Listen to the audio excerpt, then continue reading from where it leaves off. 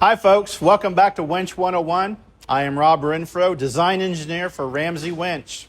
Today, we're talking about a Hercules 35K. The Hercules 35K is a 2-speed motor, okay? And so what we want to do is we want the low speed for when we pull a load in on the wire, okay? When the load is engaged, we want low speed. But when you take the load off the wire, you can go high speed, have it come in quick, okay? But that's only when the load is off of the wire. If you try to pull the load when it's high speed, you will damage the winch, and that's bad news, okay? So always keep it in the low speed when you're pulling the load. All right. Hey, thank you for watching Ramsey Winch 101 today. If you like what you've seen, be sure and leave a comment. We'd love to hear from you. Thank you.